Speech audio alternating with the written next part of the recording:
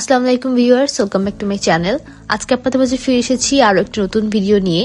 আর হ্যাঁ, এটি আমাদের চট্টগ্রাম ট্যুরের থার্ড ভিডিও, অর্থাৎ যেখানে আমরা লাঞ্চ করেছিলাম তার পরের অংশ থেকে শুরু হচ্ছে। লাঞ্চের পরে সবাই মিলে গাড়িতে করে রওনা হয়ে গিয়েছিলাম কাপ্তাই লেকের উদ্দেশ্যে। একেবারে পরন্ত বিকেলবেলা আমরা পৌঁছে যাই আমাদের ঘাটে, যেখানে আগে থেকেই রিসর্ট থেকে আসা একটি বোট অপেক্ষা করছিল আমাদের নিয়ে যাওয়ার জন্য। বোট দেখে তো আমরা সবাই এক্সাইটেড হয়ে গিয়েছি, একে একে উঠে পড়লাম বোটে এবং তারপরে শুরু হয়ে গেল আমাদের যাত্রা।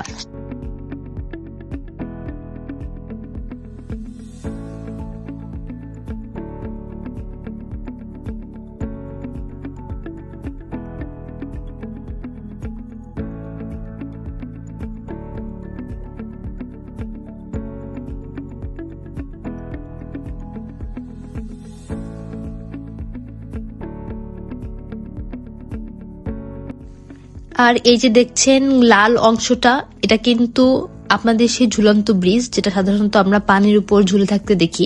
বর্ষায় যখন কাপ্তাই লেক পানিতে টইটুম্বুর থাকে তখন এই ব্রিজটিও আসলে ডুবে যায়। আমরা আসলে আগে যতবারই গিয়েছি একদম শুষ্ক সময়ে গিয়েছি, যার ফলে ঝুলন্ত ব্রিজ দেখেছি। এবারই প্রথম দেখলাম ডুবন্ত ব্রিজ। সবাই এটাও বেশ এনজয় করছিল।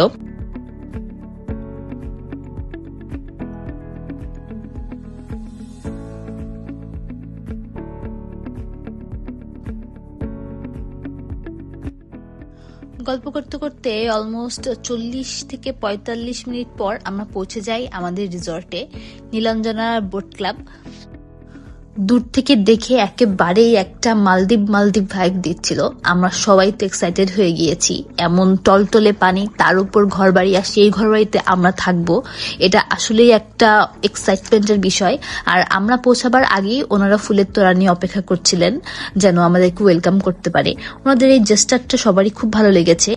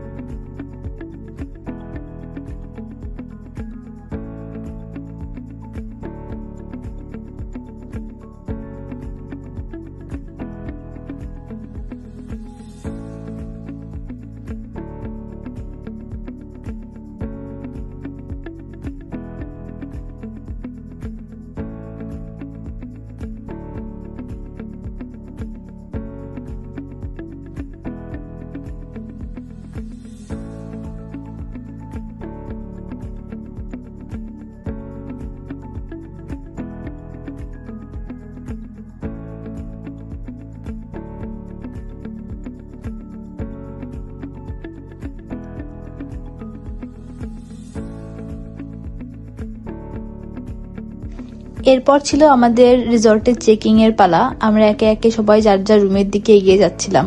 যত বেশি সামনের দিকে যাচ্ছিলাম তত মুগ্ধ হচ্ছিলাম। একদম চোখ জুড়িয়ে যাওয়ার মতো সৌন্দর্য।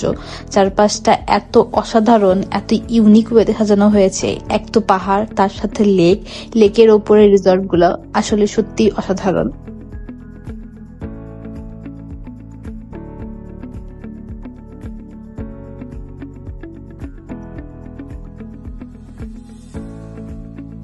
ফার্স্টেই আমি আমাদের রুমের একটা ছোট্ট ট্যুর ভিডিও আপনাদের সাথে শেয়ার করছি। খুবই কোজি একটা রুম ছিল, ওয়েল ডেকোরেটেড ছিল।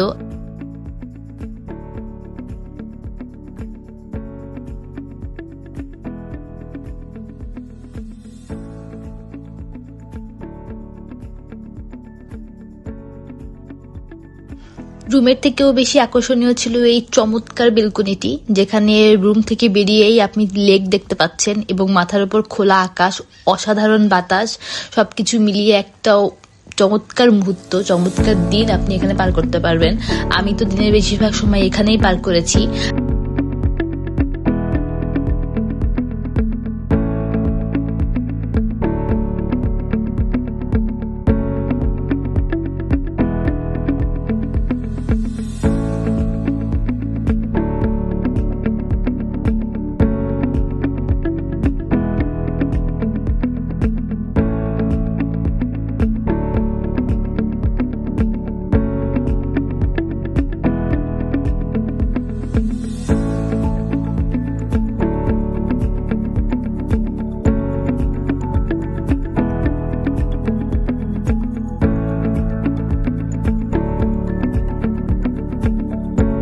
রুমে ঢোকার পর ফ্রেশ হয়ে আমরা আবার বেরিয়ে গেছিলাম পুরো রিসর্টটি এক্সপ্লোর করতে।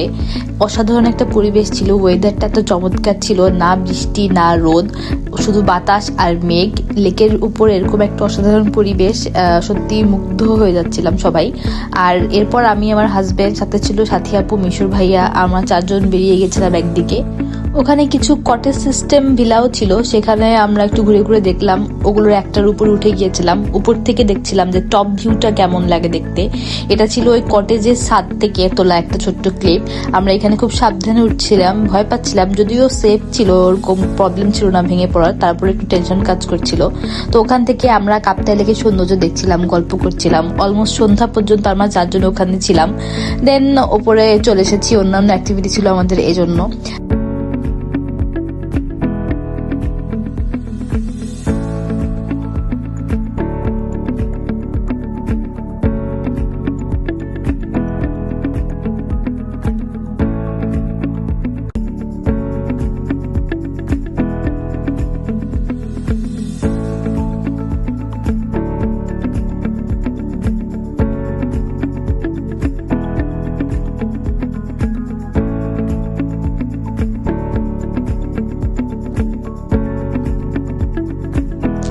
একদম বিকাল থেকে সন্ধ্যা পর্যন্ত আমরা ওখানেই বসেছিলাম। প্রচন্ড বাতাস ছিল, তখন যেহেতু গরম ছিল, গরমে এই বাতাসটা খুব ভালো লাগছিল। আমি আমার হাজবেন্ড ওখানে বসেই গল্প করছিলাম। পরবর্তীতে আমাদের গ্রুপের বাকি সদস্যরাও এসে আমাদেরকে জয়েন করে এবং নিজেদের মতো করে মজা করছিলাম, হাসাহাসি করছিলাম। হাসিদ আমাদেরকে একটা ডান্স দেখালো।